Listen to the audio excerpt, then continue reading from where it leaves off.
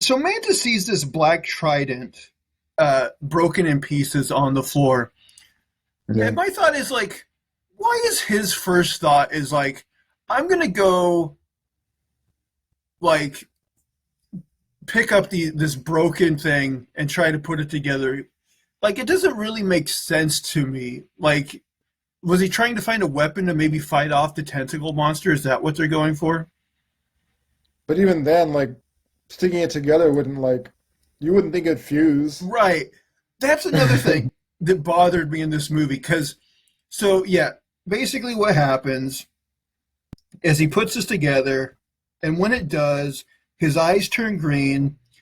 And I wrote, he gets a message from Conehead Skeleton Man, who tells him that if he frees him, he will help fulfill his goal, which is killing Arthur and getting revenge for his dad from the first movie. So, but yeah, there's several points at this in this movie where like Manta will be fighting with like the two pieces of the thing, like it'll be broken and he'll be like using both pieces, and then he'll just like put it together and use it as one big piece. And I'm like, how does this work? Like, why? How does it like magically like fusing together and coming apart and you know what I mean?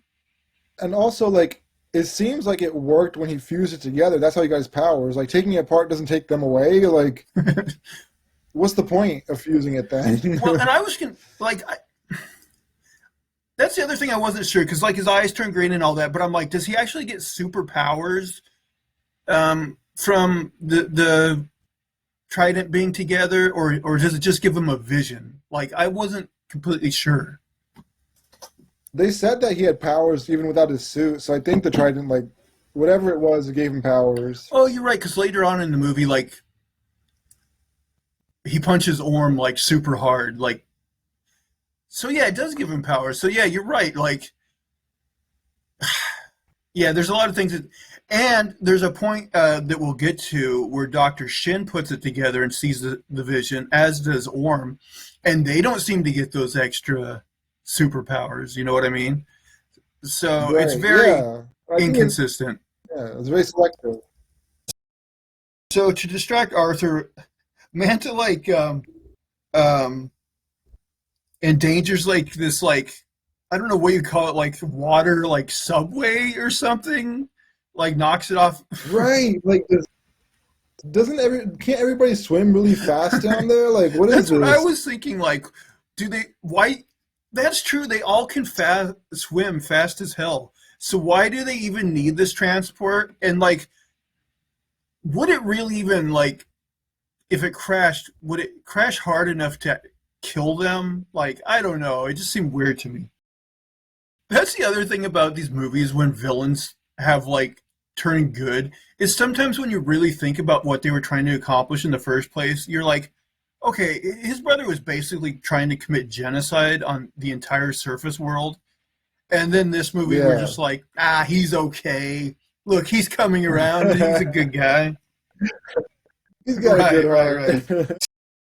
So I thought this was funny. So in prison, Orm, he has what's clearly like a CGI body that looks all like emaciated and skinny.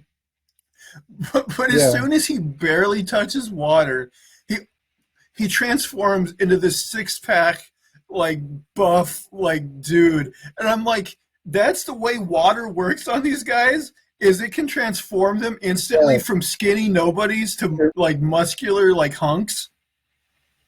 it really gets in their pores. My man had a Steve Rogers transformation in like That's two exactly what seconds. it was. He had the Steve Rogers body, and then it was like the super serum, like you know, all jacked up. Oh, I noted this. Underwater creatures still drink bottles of booze somehow. Did you notice that? Yeah, so how does I that don't work? know. It was nonsense. Like, because they have like this whole like almost like underwater casino, and but you see Yeah. characters like buying like these bottles of booze, and like somehow, even though they're all in water, they can like open these and like drink booze out of them. And I'm like, how does this work? It's nonsense.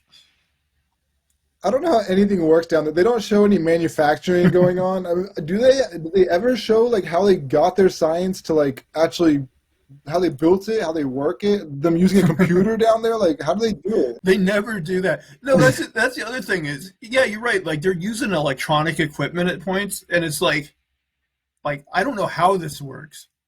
Like it'd be it? one thing if like they had like houses that didn't have water in them, like buildings that didn't have water in them, and that's where they conducted most of their Right. business. And then as soon as they go into the water, like the gills come out and or whatever. And honestly, I think Yeah. that would have been a better idea for these movies. But I think Hmm. they really wanted to do like see everybody's hair like moving in the water, that kind of thing. So they get into this other mindless action scene, which this movie is full of. They fight.